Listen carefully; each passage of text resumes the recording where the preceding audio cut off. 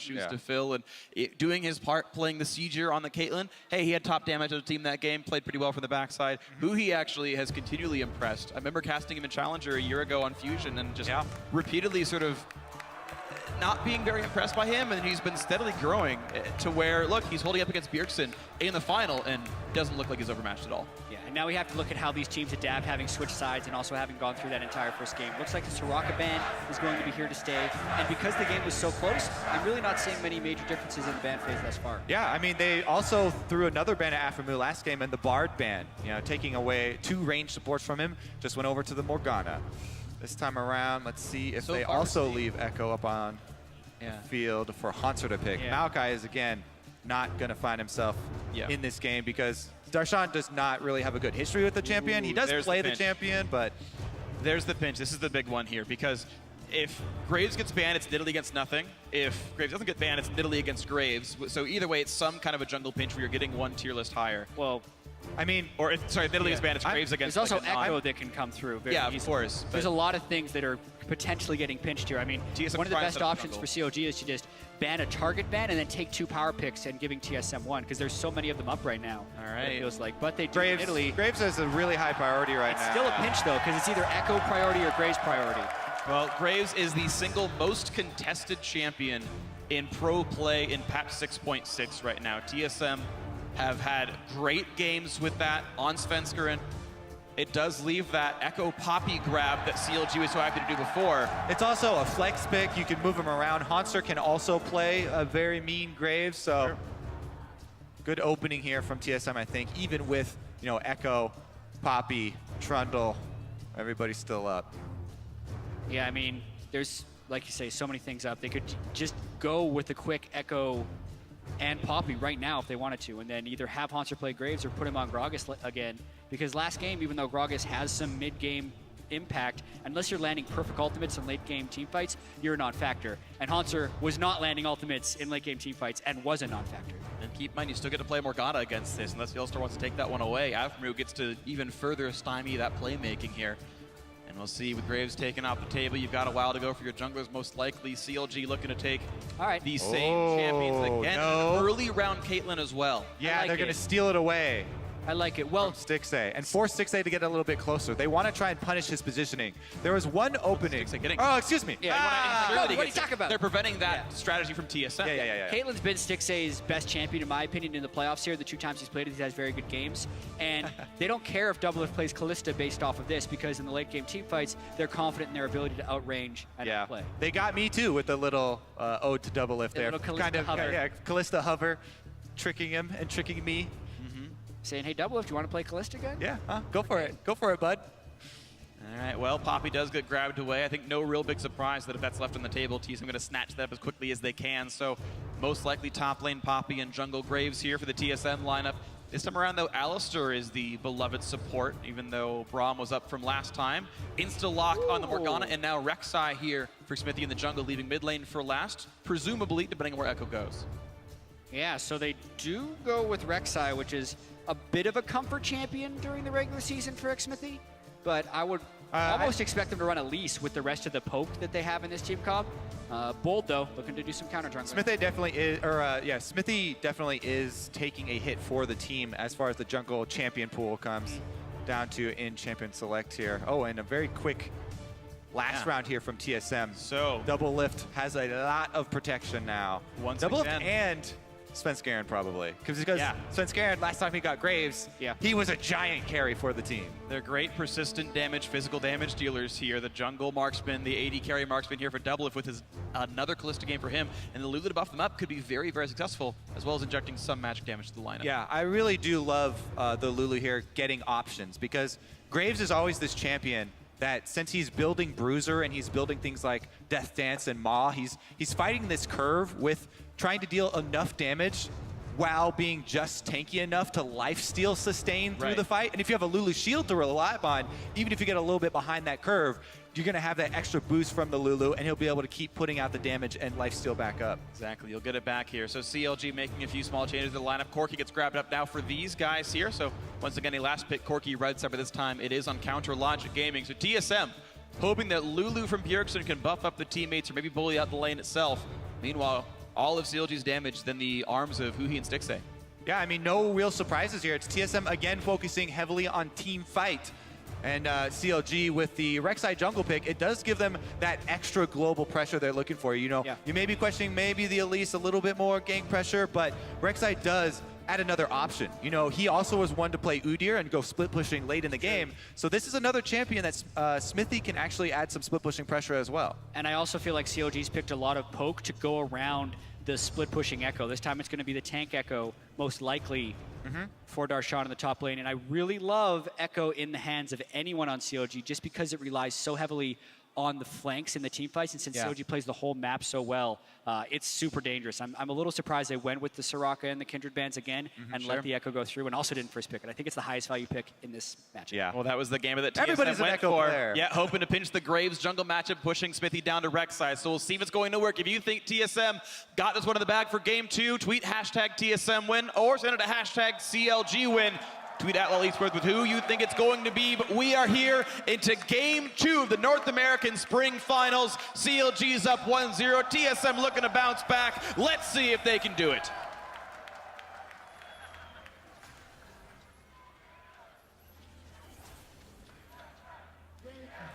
Defensive spread this time from both teams.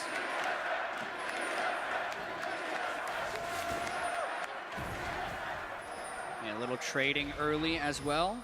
Crowd trades chance. Oh. Laners trade damage. Cash money too. Afremu gets Junglers 15 trading gold. damage as well. Yeah, Afremu with a nice 27 gold start.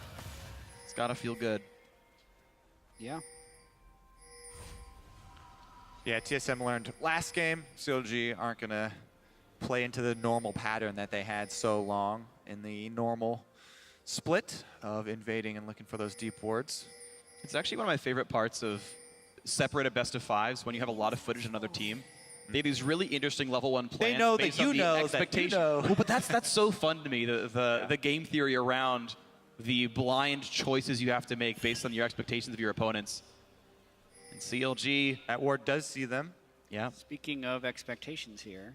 it's a 2-on-2, and it's actually an even better matchup than last time. So CLG, Oh, the ward did not see them. Just kidding. ooh, I don't know if they saw TSM. The binding's gonna miss as well, but yeah, this is a 2-on-2 that I do believe favors Counter Logic Gaming. So once again, they correctly get the matchup. By the champions, it would definitely favor them. But this would be the question of whether Doublelift and Yellowstar have developed a synergy to a point where they could take down Stixay and Afremu. But Alistar against range support Morgana is tough. And Afremu likes to play this Morgana in lane extremely aggressively. You'll see him get bush control right off the bat and then look for these bindings, try and pressure Doublelift. He's always looking to pressure the AD carry. He will even go for the flash bindings point blank to try and ensure that it lands. And how this 2-on-2 got played is actually really crucial here. Because CLG, the waves are close enough in size that even though TSM's will die first and CLG's level 2 first, there's enough minions alive that you're seeing these cast minions getting denied right now off the screen that TSM don't have the ability to fight for. Yep, So Doublelift has to give up those CS. Yeah, will. He's still level 1, can't throw spear through there. a lot of those casters lived. He does get the melee though. Yeah. At the end of the day, TSM actually won't lose as much as you might have thought. But the advantage here, and the nice one. way you play a lane with Caitlyn is always build a big minion wave, force them to CS under turret while you pepper them with headshots. Yep. So Stixay going to look for a lot of harass under turret, while Doublelift and Yellowstar probably going to focus on sustain here and trying to last hit. Alistar, maybe he gets that level 2 heal. Doublelift did a spectacular job CSing under turret there. Like He missed one. And there were Total. some tough ones to get in there when you're working around a Morgana harass as well as Caitlyn. Yeah, 11 of the first 12 CS where he got level 2 second, got pushed in. Really beautiful play by him. Yellowstar did learn the heal, so he's got to hit level 3 before Headbutt comes in, and that means you've got very little going from Yellowstar. Look at that. Already a CS lead for Doublelift. Really, really well played by him. Oh, let's get that one as well. Yeah, Stixay's dropping with you. Graves in the river right now, but Rek'Sai's in the area. Smithy could answer. Both junglers very healthy. Rek'Sai and Graves, two of the junglers that lose the least health. Wow. Kindred right up there with them as well. This CS right here, Doublelift's at 24 of 25 possible CS right now. In a losing matchup, he's dropped exactly 1 minion. Honestly, I just have to stress how good this is from Doublelift. I mean, Yellowstar, it is a duo lane. has been able to tank enough hits and give him some heals. That's but true. I do have to criticize CLG a bit for not being able to harass him off more CS. And a nice trade right there on Afro. The first time he gets for the headbutt, Pulverize gets in on Afro, knocks him to half HP. There's a reason that Double Lift always talked about how heavily he focuses on winning lane. He's good at it. Yes, he is. Remember we asked Double Lift if CLG is fated to win all the playoff series now. If playoffs are CLG tinted. He's like, no, it's playoffs are Double Lift sided. Mirroring junglers here for a lot of the early game. Ooh, nice stun in Hanszer. Now it's a flash away. Chilling Smite is on. He's got nowhere to go, and it's going to be one more hit to do it. X50, the heal comes through, still gets the first blood, but now it's time for the trade kill. A knock by Defensker, and still gets the kill back up on this one. Now a one-on-one with the top laners fighting back and forth, and here comes the TP in. Lulu on the top side here. The flash Q, one more hit will do it, and Bjergsen with the flash E getting it 2-for-1 TSM. This time it's TSM that have the double teleport, and the teleport from mid lane ensures that Sven's able to get the second one as well. Bjergsen coming in, and he's going to get some cash for that. And this early skirmish was so close. CLG did have the lead on the start of the play because Svenskeren was killing Scuttlecrab, but then Hanszer gets away with the sliver, and look at all the damage and time Svenskeren has to start killing Xmithy. Then he plays the rest of this fight quite well. He has the teleport coming in. I would expect him to run up, but he ends up running down because he could dodge the parallel convergence. He's the one who has the Scuttlecrab speed, so Darshan knows he can't run away across it, and they get that kill to make it a 2-for-1. Yeah. Now, Huhi during that was able to die minion wave, but here comes another teleport. The flank team for Hanszer. Flash Pulverize Afro, who now flashed the wave, and now Caitlyn's stuck on the wrong side of this fight, so we'll see if it's Minions. one or It's a two CS. kills. Gets them CS, can't get very much. 300 gold for Double Lift. He actually autoed the wrong range minion there. He didn't get the last CS either.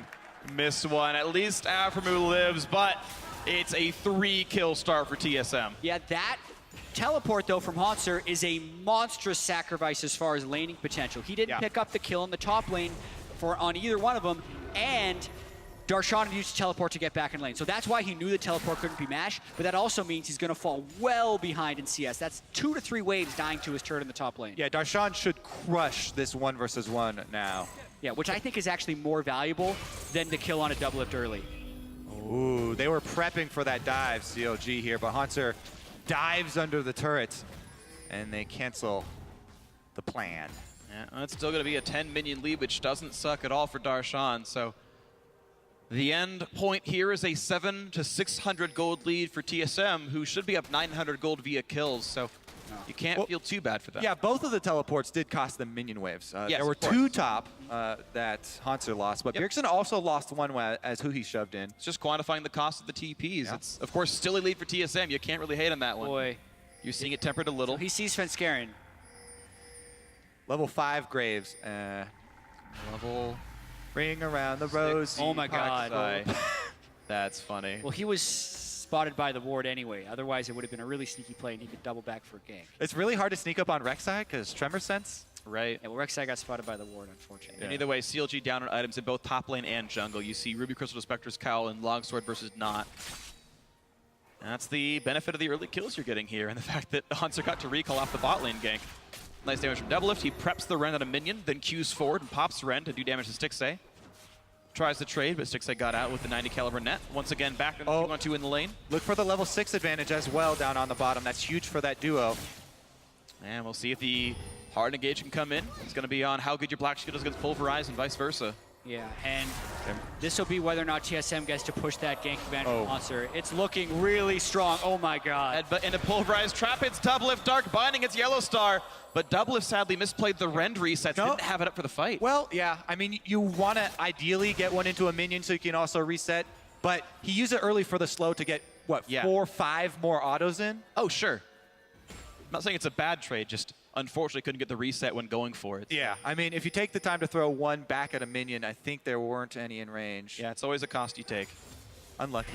Unlucky. Yeah, as we saw up there, the cameraman showing off some of the tricks with Echo, you know, ulting back to lane. Not only does he have the teleport, but this is something that also he did last game, by the way.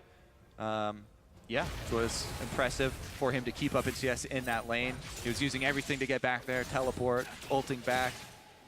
Uptime's really important, though. The more you can get gold and XP, the better off you are in the matchup. And it is a sacrifice for team fights. If those do break out, you're not going to have a pretty big duel. And we really need to pay attention to how much of an advantage Hanser can, or how much an advantage Darshan can get over Hanser, since Hanser abandoned that lane with an early TP, versus how much of an advantage TSM can cultivate in the bottom lane because of the kill the TP granted. I mean, that was an early game trade that has a lot of ramifications down the line. Well, there's money waiting in that top lane outer turret. There's always money in the banana stand in this game. The top outer turret. Here comes a package across who he wants in. Yellowstar only level 4, but Doublelift is 6, so he pulls him right into safety. Yeah, Yellowstar is 6 too, but they don't have to use both ults. I misread. My eyes are going. I'm sorry. Yeah, I was actually a little surprised TSM didn't go all in on that, but they didn't want to. Doublelift could have flashed the wall, but that would have been a little bit aggro. Didn't look like the greatest start. Yeah. For a CLG. I mean, CLG all-inning on the level 6 Alistar with the Kalista next to them. Yeah. You know, maybe they could have tried to commit more resources to that, but just burning the Fate's Call is also a good option for TSM, and they just back out. Yeah, I mean, Svenskeren actually really wanted to go make a purchase with Graves. Yeah, had a lot of gold, and now he's got Challenging Smite, fully completed Warriors here, feeling much more confident, whereas Smithy has gone that Sightstone. We talked about him being a team-focused jungler. He's looking for the vision. He's using not only the Tremor Sense, but also the Sightstone wards to try and keep track of Svenskeren early on. Yeah. And keep in mind, he rushed Boots too as well, so he's got more movement speed as well as more tank stats to be a big frontliner, so he's getting around the map as well. That is true, but something, and one of the reasons why, if we talk about the greater meta, why damage and carry junglers are so big right now, is because those junglers initially build into damage, which increases their gold generation, increases your clear speed. Rek'Sai, with going Sightstone and Ninja Tabi, Svenskeren's going to have a very quick... Optional binding without Yellowstar there. No mana for the Caitlyn ultimate, though. He just took over 100 right now, but was nearly in range of popping that. He probably still could, honestly, walk forward. Yeah, I mean, you could get the heal out for it. That's worth it. Yeah. I would totally take that. And there we go, actually. The money didn't even require CLG to show up at the duo lane. Darshan wears down the top lane outer turret and brings the gold back to equal. That was a really interesting play there. I mean, Doublelift was playing with such confidence. I feel like he was also really proving himself in the first 10 minutes of this game. CLG picks Caitlyn early, Doublelift counters with Kalista, then he still smashes the lane. But he didn't have a support there, and he thought he was going to be able to punish it and made a mistake. It's a psychological game, right? It's one of the really cool components, you know, that League shares with poker, I guess. Yeah. And Doublelift, Rainover was talking about the MVP, you know, using that confidence to change the play of your opponents. Svenskeren here and Smithy trading blows. Whoa, early ulti used by Bjergsen to try to keep Svenskeren inside the fight, hoping for the knockup on Rek'Sai. Can't quite get it, though. And now the re-engaged knockup onto Svenskeren. Corki's in the fight as well. Has to dodge away from the rockets. Somebody he'll burn. The shot's coming around. Oh! Flash bind from Alpha forces the flash out from Bjergsen. TSM retreat. Good there from Svenskeren, using the ult to get over the wall, then still had flashes, both him and Bjergsen. But Aphromu's roam definitely taking its toll there. Bunch of flashes blown. Both junglers are going to want to keep track of these, by the way. Since we have standard lanes here, a lot of the playmaking is up to them. TSM also do have the teleport advantage now, have to remember. And I think it was also really bold of Xmithy to take that fight. He's the Sightstone Rek'Sai versus the Challenging Smite Warrior Graves, and they were just able to go toe-to-toe. But a lot of that was enabled by the late roam from Aphromu. Yeah, and so the early damage junglers, their clear speed is increased, but in a full trade, like defensive stats, Ninja Tabi are really efficient in dueling. And that's why they were able to get a pretty good trade there. Yeah. I've got to point out something real quick that happened, though. While that mid lane fight was happening, looks like Doublelift forced Stixay's flash out in the one-on-one. That confident had to roam. So yeah, the confidence comes back in. This time, no support for CLG. Flash trade. Yeah, it's true. I mean, it's really easy to be confident when you have a support and theirs is showing mid lane. Yep. I'm super confident. Guys, I think we can land this time about Pulverize. Has to flash it. So, a trade of summoners now. Hurricane done for Doublelift. Now the lifesteal's coming in as well. Several pink wards in the inventories of both teams. Save a life, buy a ward. Everyone who plays League of Legends, please. Pink wards up at all times. I really like this from TSM, setting up a play bottom because they have on Alistar. Here comes Poppy. Double teleport on separate wards. It's twice as flashy. Aphromu, whimsy to the side. But everyone walking away. It will mean the turret kill, but it does mean the rest of CLG were able to run away. And Echo is still pushing the top side. Yeah, I'd have to call that a failed cross map right there. TSM already retreating with nothing gained aside from potentially this turret. Wait, will they not but even not get it? even the turret. They Wow. teleports, lose one. Oh my gosh, that's actually a travesty right there. Darshan gonna get a blue buff steal for this one. The top wave pushed most of the way into the turret. Ouch. Yeah, we're gonna have to wonder how similar this game will be to game 1 as well. CLG is so much more comfortable playing the map than TSM here, and TSM tried to replicate some of that coordination, but were unable to. CLG was ready for it. Everybody's been trying to replicate in North America the double teleport from CLG. Liquid tried to do it, little results. TSM here, not much yet. They still have plenty more chances to make it work, though. Yep. We'll try again in about 3 minutes and change. And this time it is CLG playing around the package timer. So they're confined by that. Huhi is leaving it in base right now. But man, now would be the perfect time to go get it, I think. You pick up that package, you know that Darshan has teleport, Hanser does not, so it actually gives you a huge advantage to create a play. Definitely agree. CLG, I think, should have control of the bot side of the map. Looks like Stixay is gonna This is get the play collapsed they on, want to try. They're trying to go for the flash of the headbutt into the pulverize. Here comes Echo, but is it going to be enough to keep Stixay alive? The red stacks are in. There's the first kill. Darshan to keep going, but where are the teammates? Morgana's still far. Doublelift losing a lot of health, but he's close to red lethal damage. Hits Darshan down to about 600. Looking to go back into this one. Re-engage here for Darshan. Smithy's coming around the top side, and he's very healthy, but Doublelift and Yellowstar retreat. Looking for the play, even still. Smithy not in range for a flash knockup, but Yellowstar is out of cooldowns. Doublelift they're has forcing no it. ulti as well. Huhi packages in, look for Doublelift, and the whole map long dive. I'm gonna give that one a perfect 10. Well, look at the top lane here. They're trading again. The opportunity cost for that play. Everybody down bottom is gonna be this top side turret. Stixay is gonna come in and try and clean it up, but can CLG even get the outer turret on bottom side? I think they're going to leave Darshan for the local gold there. I think they can. It's going to be blow for blow, but I do say TSM has a slight edge on this, and it's a very bold play they make. Binding but in that's a big turret binding. range. Smithy looking for a bit of the knockup. Yeah, he's going to be able to walk back from this one without too much trouble now. That was tight, though. Yeah. I mean, crazy that CLG, knowing they're down their double teleport, is still willing to go from a behind the turret dive from Yellowstar with the Alistar ultimate. But they knew Afremu wasn't there, and they were confident that they wouldn't die to the tank Echo, because the teleport comes in right away, and Doublelift just says, all right, let's just burst Stixay down. They know their damage. They get the rend. And watch Doublelift's passive hops here. He got right outside the AoE from Darshan's ultimate there, staying away from the Echo Shadow. And TSM's duo lane was able to pick up the kill and almost get away, but they were also able to draw CLG down. Remember, this was TSM fighting this whole series, or this whole series of events right here, being down a teleport cooldown. Yeah, but they get 2 turrets during this whole charade down in the bottom lane because Graves is pushing top. But of course, Huhi's here with the package. It is a great usage of the package. He cuts off Yellowstar, and he also gets in range to easily kill Doublelift. Combo that with a nice binding that Afremu lands while taking the turret, making the second kill very easy for Huhi. Yeah, smart by Huhi to even save the cooldowns. He knew Trinity Force plus Gatling Gun was all he needed for the Callista, which meant Foster's Bomb was up for the Alistar kill afterwards. All right, so let's take stock here. TSM, once again, they come into the game, they redraft a team fighting comp, they get another early gold lead here versus CLG. Can they find the fights that they need, or can CLG, again, play the map? They have so many cross-map abilities here. Smithy getting right back out there with the Rek'Sai. But TSM really want to keep up the pressure. Curious to see Doublelift's late game Callista here, because CLG lacks assassination potential against what's probably going to be a double lifesteal Callista and Lulu shields. That is tremendous late game team fighting, and their gold distribution is in the right place to make that efficient. So CLG goes in. Looking for the flank right there on the back line. Doublelift very low and health. The bind against the Afro with the flash Q.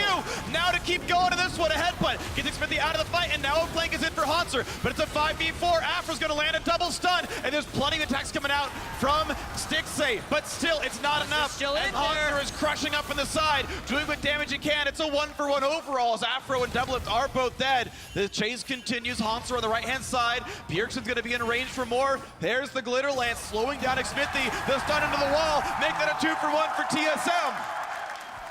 One marksman goes down, sending the backup. Svenskar and still Graves, and they still have a lot of damage in that team fight that was very aggressively initiated by CLG. So really close game, but that ends with an even larger lead for TSM. And look at this, CLG used all their flashes on Afremu and Smithy, the 2 initiation flashes there. to get double lift down. But as you said, Svenskeren once again on Graves, another AD carry threat. They actually lose a couple seconds of DPS uptime there, but refocus and collapse back onto Smithy. So it's not just Rush Hour that dies in this team fight. They're able to get one more. Now, Haunter had a lot of patience to get the correct wall stun here. Gets the angle and closes him in right on this corner there. Speed buff from Lulu. Yep. And waits out the entire slow from Glitterlance. So very well played mechanically. Haunter 0, 1, and 3. The TPs have been mostly good. Yeah, with that being said, though, that's the type of thing that can happen for TSM late game if they want to hold this gold lead. Double lift will be the main force in the very late game team fights. 173 damage would not be enough, but the rest of TSM was there to counter, and CLG committed so much to the initial kill. And keep in mind, the 6 was live the whole time, and he got 600. He had to hit an Alstro half the time. He's not able to get the right fights in.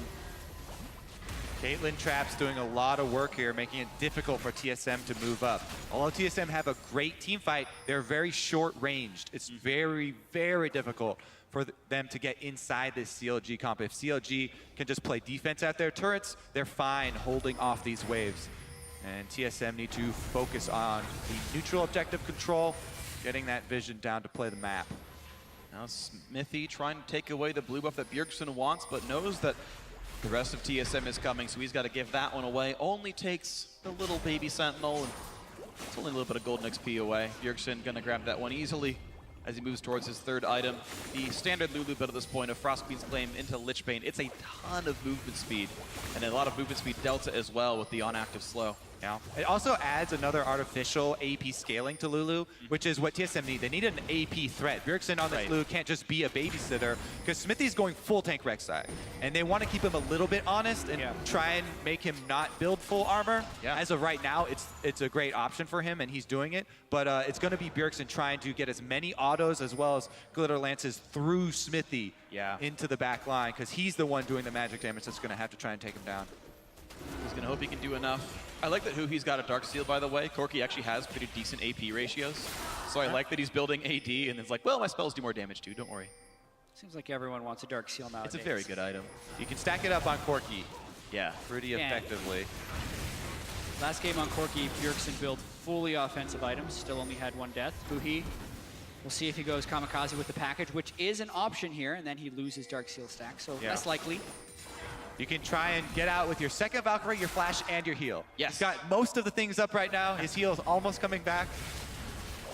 You know, CLG have been very siege-focused anyway, so it's not been as much about the dives for them as a team overall. I think that they definitely give this dragon over to TSM. TSM right now, they're kind of chipping away at the turrets. They're trying to get some damage while they rotate, but they're diving. Sean, Black Shield keeps him safe for now, and now Smithy looking for this one. A lot of damage to All-Star, who pops the Unbreakable Will and will stay alive. Bot lane tier 2 does go down. TSM up 6,000 gold. Yeah, TSM playing very cleanly with this lead. They're rotating, they're getting the wards down, and they're not leaving themselves as open to the flanks of CLG. We were in a situation in game 1 where TSM had a lead and they went for a siege, then got flanked on. Here though, as I said, they split up and Huhi can't cut them off with the package. A little bit too far to the right, doesn't knock anyone in the correct direction. Svenskeren gets led by the Dark Binding, flashes back over, but why even bother? It's in a 1v5, loses the cooldown, Dragons up for CLG to take their second, and what better thing for a rapid fire cannon Caitlyn than the second Dragon buff early in the game? The second half of my point was going to be that TSM have to make sure that the same thing doesn't happen again,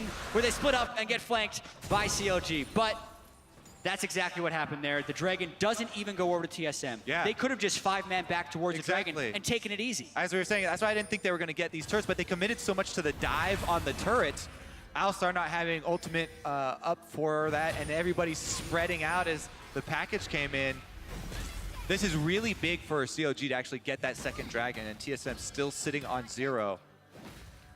And definitely a concern as we crest in the mid game. That 6% ability power and attack damage actually quite relevant as far as combat stats go. It'll be worth a couple thousand gold that you won't see in the scoreboard normally. Yeah, because TSM, well, they do have double teleports up now. Yeah. So they can try and use that. They know the package is down because it was just used on them. And they could try and time that. You know, they still have the giant 5,000 gold lead, not to mention Stixxay is really a non-factor at this point in the game. Even when he was able to have a lot of time in team fights, the front line from TSM is very strong. You can add that to Lulu shields. And even if he goes to hit either of the AD carries of TSM, he's going to lose those trades. So he needs a lot more time to power up. Okay, here comes the mid lane siege though, and TSM not perturbed at all. They're using that gold lead to push and shove their weight forward. CLG has to respect it. Both marksmen are about 300 gold short of their Infinity Edge power spikes, which is a huge damage surge when it does get completed. They just go with the turret blitz there, run straight up the middle, chip the turret out before CLG are able to rotate down in defense and set up their traps.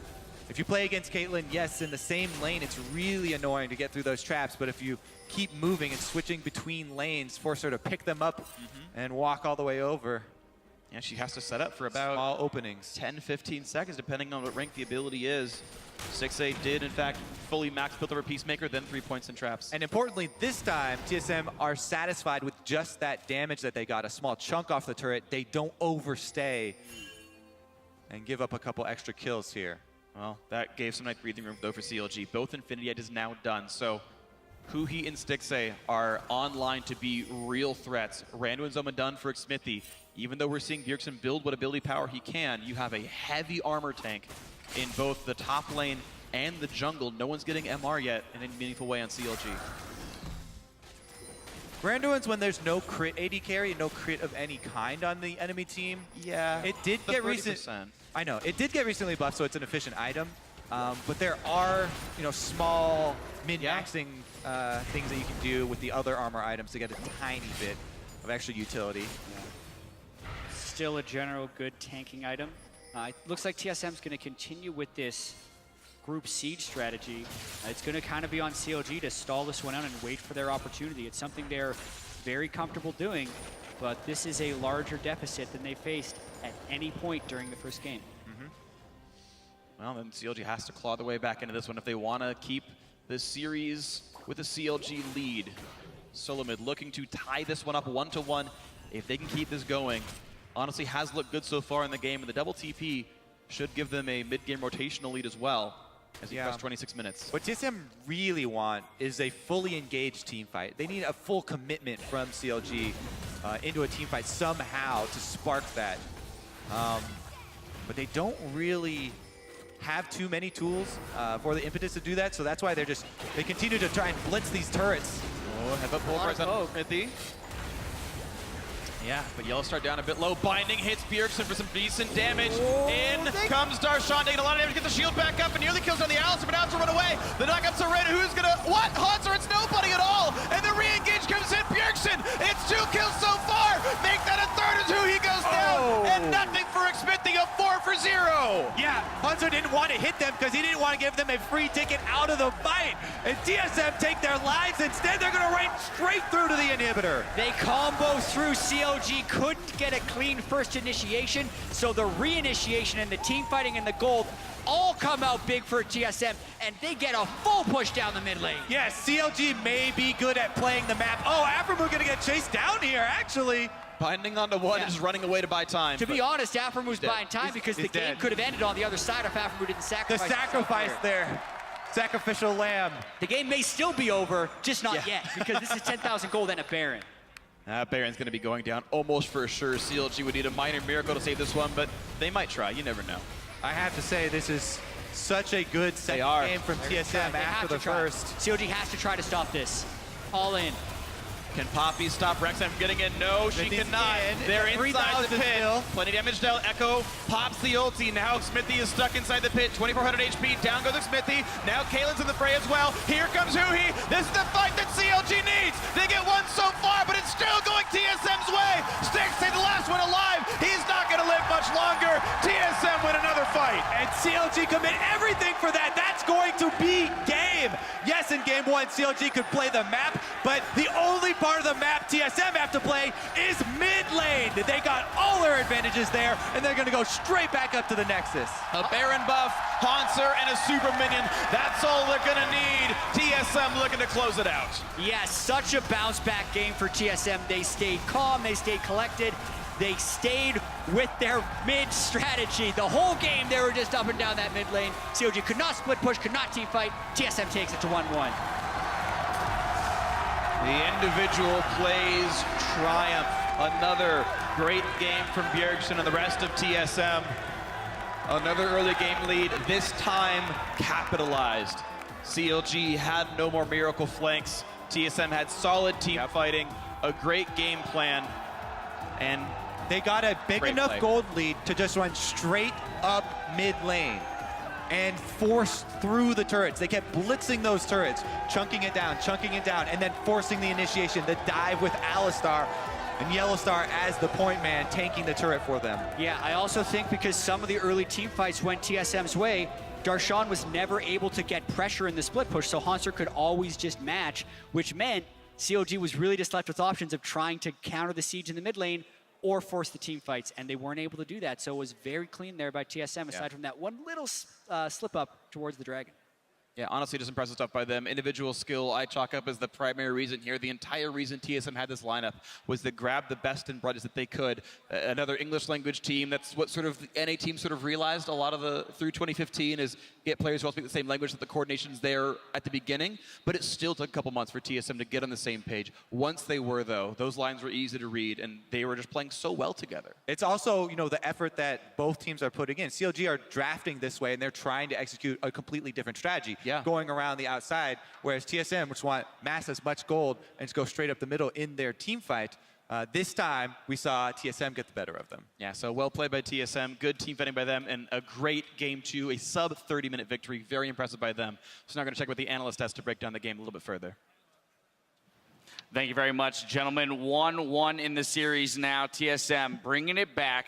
And they made some adjustments. They made some serious adjustments. So let's work through some of those adjustments starting in Champion Select. We saw them drop one of their bans to throw the Kindred out, and then the Graves as an early pick, and securing Poppy in the top lane. Exactly. They pinched the jungle champion pool, and they made sure that they had the last really heavily aggressive jungler in the meta, so that Svenskeren would have a good matchup that he could have control over. And I also love the Lulu pick. I think the Lulu pick enabled a lot of this, and the double TP along with it was just going to be the answer that they had to whatever CLG was going to last pick and counter pick with in case they got 1-3-1 or split pushed. Yeah, I think the double TP was a big thing. Their adaptation, the first game, you know, they got slammed by double TP, so they're just like, as soon as, it actually was funny because CLG picked Corki as a final pick, and I thought that that was just okay, as long as they were able to get past the double TP pressure, but they weren't able to. Bot lane got repeatedly dove, top lane got turned with a TP, and it seemed that they couldn't handle the double TP early. I know going through Champions Select, you were looking for CLG to pick TF as that final pick. Why is that? I thought that TF was a good answer to Lulu. Like you see it before in the SKT games where they pick TF to be able to pressure side lanes. I think that fits really, really well with CLG stylistically and can catch up to the Lulu TP as well. I think that it just, TF brings a lot of pressure into the game, and I hope that it becomes a priority pick in this series, because I expect it to. Yeah, and Azale, we saw that TP come into play very early on, securing 3-for-1 early in the game, but then also to the Lulu, what it did for the TSM's team fight potential. I know that in the first game, you preferred CLG's team fighting comp, and here in the second game, I believe, you know, TSM came out on top in that regard. Yeah, I mean, I think one of the really big things in the first game was that the Kindred was always kind of this like ticking time bomb, outscaling the Nidalee in the team fighting. And CLG in game 1 had a much stronger team fight. In game 2, bot lane got, let's be honest, smashed. And then what happens is your AD is so behind in terms of item pacing to their tanks. So it's like, how is a Caitlyn who's super far behind going to be able to punch through a Poppy who's supported by this, you know, fed Lulu? So there's so much AP in these shields, and the front line was so strong, their team is so durable that 6A was never able to really kind of like put out enough damage. And you have Xmithie on a fully support jungle Rek'Sai with Sightsone and Tabby's full tank, right? They just didn't have the damage to actually take down TSM. So even in these team fights where it started out looking really good, they just don't have enough damage to finish it. And I think that's a lot of what the meta is right now, because you have these tank top laners. They're going to be able to do their job pretty much no matter what. They're all going to get to those 2.5 core items. Even if they don't, they're still incredibly tanky and have the utility. So if you camp the AD carry, well, the game gets blown wide open because they don't hit their item spikes on time. They're drastically outscaled by the other AD carry, and then they can't even get through the tanks or that front line as quickly. So I think that camping the bottom lane is pretty much the best strategy right now that you can have, and I think double TP is something we should see on both sides from this point onward. But the thing is, I think that CLG has a really good answer to that. They're really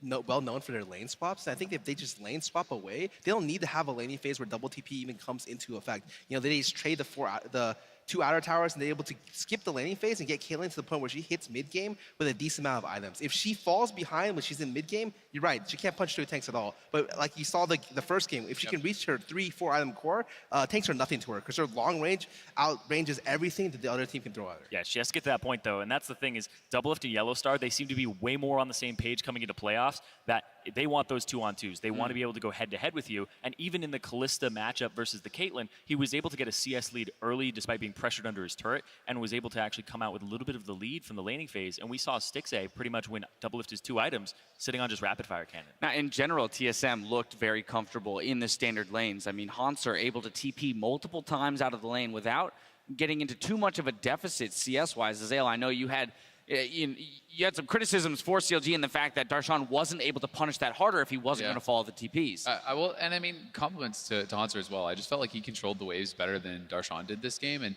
you know, when you're a top laner and your opponent is TPing away multiple times throughout the game, and you're basically still just tied on CS and not able to get anything done with your TP, that's really huge. And I think that Hanser deserves a lot of credit that game, even though it's a subtle thing. Not falling behind when you're playing for the team and not using the TP for a lane is really impressive. So he did a really good job. All right, so we've talked a lot about the individuals on the team. Now let's get into some of the team fighting itself. Let's bring up our replay. It's the second to last fight in the game, the one that secures them the mid inhib before they drop back to the Baron. So Irene, I'm going to pull this up on the screen and have you walk us through it here. But it starts with a CLG catch, so things actually look to be in favor of CLG. Well, Stixay's already half HP, and it looks like a really good fight here, and Hanser gets into the middle. I love the ult backwards. Ult backwards because he wants to be able to have actions again, and he doesn't need to throw it at them because he doesn't want to knock anybody back because they're all so low. He wants to pick up those kills, and it rightfully so. It was the correct move at that point after he'd started charging the ultimate up. But I think this is where it supports your point in terms of the durability of the champions because it looks so good for CLG. You get a binding onto the Lulu. She's half health, so this is their ticket. This is their indicator to go in, and yet everything gets turned around. Exactly. He's got just so many abilities to keep himself safe. Especially with the Lulu. If you can't pop the Lulu right at the start of the fight off like that, it doesn't matter if she's not putting out damage anymore. She can be sitting in the back and shielding people, and the ratios are so good on those shields that it's like she's adding so much. So you instantly kill her and she adds nothing, or she's adding thousands of effective HP throughout the fight with the wild growth, with the shields, not to mention Whimsy for speed ups is like invaluable as well. All right, any final thoughts on that second game there, Scar? I just think TSM had the right answer. I think they're proper adjustments. Yeah, absolutely. Their adjustment to game 2 was really good, and I'm interested to see how CLG adjusted to game 3. All right, both teams have a little bit more time to adjust before game 3. We're headed for a break, but when we come back, we'll see which of these two teams takes a lead in this finals matchup. We're back in just 3.5.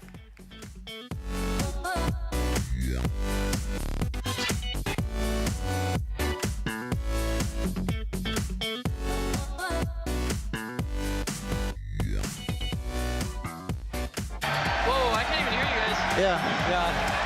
What the? That's how it was on. That's how it was on stage. It was like ridiculous. Wait, I had to scream. I had to stick and scream. Yeah, I was wondering why you guys were screaming. With the top laners fighting back and forth, and here comes the TP in. Lulu on the top side here. The flash Q. One more hit will do it. And Bjergsen with the flash E, getting it 2-for-1 TSM. We can win. We can win. Yeah. I'm on Caitlyn. I'm on the Kevin. Okay. Chase. Give me speed. Give me speed. I don't have. I have a slow though. I have a slow though. Q and 3. Nice. And the re-engage comes in. Bjergsen. It's 2 kills so far. Make that a third as who he goes down. And nothing for expecting a 4-for-0. TSM takes it to 1-1.